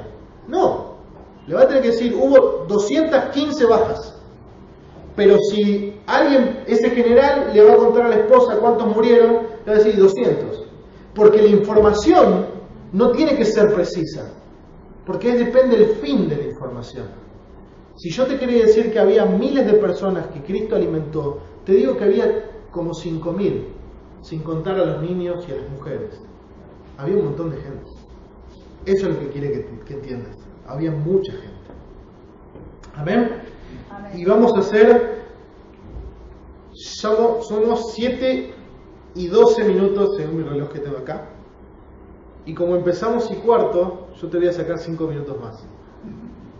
Y voy a hacer un rápido vuelo sobre la autoridad de la Biblia y la iluminación bíblica. Rápido, como para que te lleves algunos conceptos. Pero en el lugar donde más quería pasar era la inerrancia y la inspiración. Para que queden bien claros, porque son muy importantes. Bueno, la autoridad de la Biblia. Si Dios inspiró la Biblia, si Dios habló a través de la Biblia, si la Biblia no tiene error, cuando la Biblia te dice que te santifiques, ¿tiene autoridad o no tiene autoridad? Tiene autoridad. Es Dios hablando. La Biblia habla, Dios habla. Por eso tiene autoridad. Por autoridad de la Biblia entendemos que la Biblia como expresión de la voluntad de Dios para con nosotros, posee el derecho supremo de definir lo que tenemos que creer y cómo debemos comportarnos. Si la Biblia nos enseña que porque habemos resucitado con Cristo debemos buscar las cosas de arriba, donde Cristo está sentado a la diestra de Dios, Colosenses capítulo 3, verso 1, nosotros ¿qué tenemos que hacer? Que tenemos que buscar las cosas de arriba, donde Cristo está sentado a la diestra de Dios. No se discute. La palabra de Dios tiene autoridad. Pero hay que entender algo. La palabra de Dios, interpretada correctamente en su contexto, según el fin del autor, tiene autoridad. No lo que yo quiera decirle a la palabra. Cuando yo recién me había convertido, había agarrado un texto de Filipenses 4:13 que dice: todo lo puedo en Cristo que me fortalece, y quería caminar sobre las aguas. No pude. ¿Porque la Biblia no tiene autoridad? No, la Biblia sí tiene autoridad. Pero yo no tengo la autoridad para interpretar mal la Biblia y después querer que Dios bendiga esa mala interpretación. No es así. Cuando la Biblia dice, por ejemplo, algo que se utiliza hoy, que la letra mata y el espíritu vivifica, está sacado de contexto. Si Dios inspiró la Biblia, Dios te va a decir que no la leas. Parece ridículo pensarlo. Pero muchos lo predican hoy y te quieren alejar de la Biblia para que no conozcas la verdad. Pero la Biblia tiene autoridad y tiene autoridad interpretada correctamente. Por eso tenés que terminar este curso, para que vos aprendas a interpretar la Biblia y que la Biblia tiene la autoridad de Dios. La autoridad de Dios, de la Biblia, es pertinente en asuntos sobre los cuales reclama autoridad. A ver, la Biblia no dice ser un manual de biología. No dice ser un manual de ciencias naturales. La Biblia dice ser la palabra de Dios con respecto a un tema específico en la historia de la redención. No es un manual de geografía, aunque habla de geografía. Pero eso es muy importante entenderlo, porque entendemos que la Biblia tiene un fin y que la Biblia no está en contra de la ciencia. No. Los científicos han hecho grandes avances y si yo estoy hoy parado acá es porque Dios ha obrado a través de los científicos para que mi salud a lo largo de mis 25 años sea cuidada, como la tuya, a través de medicamentos, a través de un montón de cosas. No está en contra de la ciencia y la fe, para nada. Dios se glorifica cuando una vallaspirina nos calma el dolor de cabeza. No sé si lo habrás pensado alguna vez, pero es así. Dos áreas básicas la Biblia reclama autoridad. ¿En cuáles? En lo que debemos creer con respecto a los asuntos de fe y en cómo debemos vivir. La Biblia no te dice en qué debes creer con respecto a qué comida te va a gustar o qué color te vas a vestir o qué ropa te vas a poner. No. La Biblia no me dice ni que yo me ponga camisa y que él use una gorra de los Chicago Bulls. No. No me delimita eso, pero sí me delimita qué debo creer.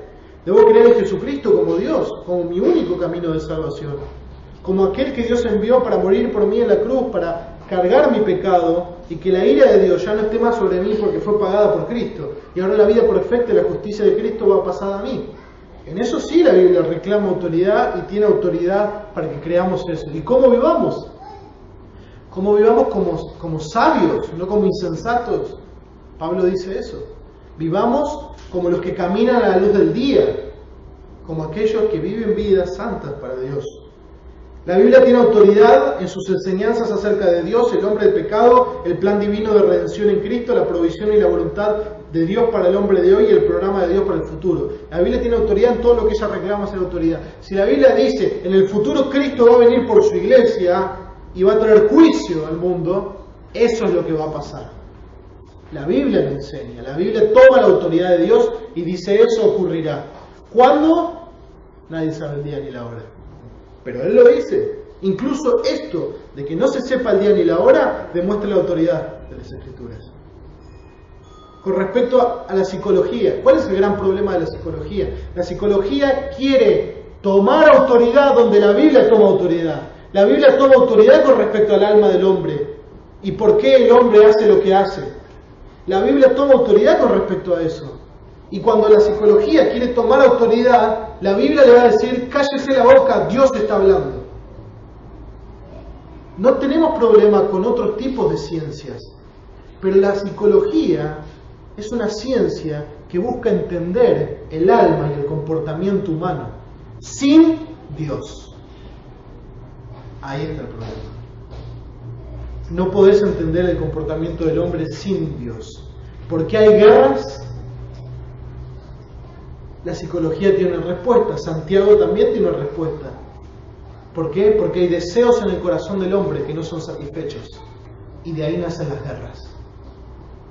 La Biblia tiene respuesta. La Biblia no está en contra de la carpintería, porque la carpintería no se mete en el tema que la Biblia toma autoridad. Pero la Biblia sí tiene algo que decirle a la psicología, porque la psicología sí se mete en el campo donde la Biblia declara. Y hay muy buenos materiales que yo te puedo recomendar para que indagues más en ese tema. Porque la Biblia tiene autoridad en todo. Vamos rápido. Iluminación bíblica. Me quedan 2 minutos de lo que te dije. Iluminación bíblica. ¿Qué es la iluminación? La iluminación es la obra sobrenatural del Espíritu Santo sobre la mente humana, haciéndola susceptible a la comprensión de los misterios divinos. La iluminación es procesada sobre todo cuando se lee y se oye la exposición de la palabra de Dios. En el Antiguo Testamento no siempre la inspiración estaba acompañada de la iluminación. Ya terminamos. Entonces, ¿qué es la inspiración? La iluminación es la obra del Espíritu Santo en nuestra mente, en nuestro corazón, para que nosotros entendamos y asimilemos las Escrituras. Sin la obra del Espíritu Santo, nosotros no entendemos la Biblia. Nosotros no comprenderíamos nada de lo que existe la Biblia. Porque solamente los espirituales pueden entender lo que enseña la Biblia, porque es espiritual y se ha de discernir espiritualmente. Por eso es un Borges, con toda su capacidad literaria, no ha podido entender las Escrituras. ¿Por qué? Porque no había la obra de iluminación del Espíritu Santo. Y si vos ahora lees tu Biblia en tu casa y entendés lo que dice y entendés cómo Dios te habla a través de la Biblia, es una obra sobrenatural del Espíritu Santo en vos. Y de esto vamos a hablar más al transcurso de la clase. En el Antiguo Testamento no siempre la inspiración estaba acompañada de la iluminación. ¿Por qué? Porque muchas veces los profetas o aquellos que escribían no entendían a cabalidad qué significaba lo que estaban escribiendo. Por eso también el Nuevo Testamento nos dice que los profetas querían inquirir, querían entender los tiempos, pero no supieron. Y Cristo fue revelado. Y Cristo es el misterio que fue escondido. Lean Colosenses, los primeros 3 capítulos, donde habla del misterio de Dios, que es Cristo. Ya terminamos. Bueno, 2 textos para que lean con respecto a la iluminación. Juan 16, del 12 al 15. La parte clave, bueno, cuando venga el Espíritu de verdad, lo guiará a la verdad, porque no hablará por su propia cuenta, sino que hablará lo que oiga. ¿De quién? De Cristo. Y se lo hará saber. Y me glorificará. El Espíritu Santo glorifica a Cristo a través de entendernos y hacernos saber las Escrituras. Otro texto, 1 Corintios 2, del 9 al 16. 1 Corintios 2, del 9 al 16. Y terminamos con estas 5 conclusiones que sacamos de estos pasajes. Ustedes lean esos pasajes. Yo voy a poner el PowerPoint de internet para que ustedes lo bajen y lo lean de vuelta. Pero por ejemplo, vamos a decir estas 5 cosas y terminamos. El Espíritu es el maestro. Su presencia en el creyente garantiza el acceso a la iluminación. Si vos sos creyente, tenés el Espíritu Santo morando en vos. Si tenés el Espíritu Santo morando en vos, el Espíritu Santo te puede iluminar las Escrituras.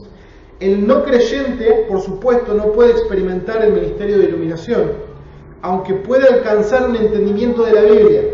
Puede entender la Biblia, pero no puede comprender a cabalidad lo que está entendiendo. La enseñanza del Espíritu abarca toda la verdad, incluyendo las cosas por venir, las futuras, la profecía.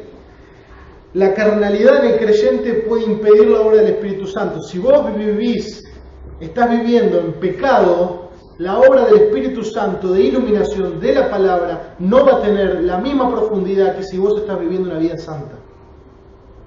El propósito del ministerio del Espíritu Santo en la iluminación de la palabra es glorificar a Cristo. el Espíritu usará a aquellos que tienen el don de enseñanza, y también podemos agregar predicación, para llevar a cabo este ministerio. ¿Qué quiere decir? La iluminación viene por el oír la palabra expuesta. Cuando vos estudias tu Biblia en tu casa, o cuando vos escuchás una predicación o una enseñanza, el Espíritu Santo obra la iluminación. Como hoy, desde que empezamos esta clase hasta ahora, el Espíritu Santo ha estado trabajando en tu mente, en tu corazón, para asimilar las verdades que estuviste viendo y para entenderlas de una manera que no las entendías antes. Y terminamos con esto. Y interpretación bíblica lo vamos a ver en el resto del curso. Oramos. Señor, vos sos bueno. Qué bueno que sos, Señor. Porque nos permitís entender cosas que de otra manera no entenderíamos, por aprender, Señor, porque nos diste tu Espíritu Santo que abre nuestro entendimiento, nuestro corazón, que primero agarra un corazón que es todo de piedra y lo hace de carne, Señor, y nos da iluminación y entendimiento y nos lleva a adorarte. Señor, que todo lo que aprendimos hoy nos sirva primeramente para glorificar tu nombre, para adorarte y para vivir vidas más santas, Señor, y que no se quede en un conocimiento simplemente. Que a lo largo de todo este curso veamos que la interpretación de la Biblia es primeramente para vivir vidas santas, no para tener un conocimiento simplemente, Señor. Bendice a todos aquí, Señor, a los que no han podido venir, acompáñalos a cada uno a sus hogares, Señor.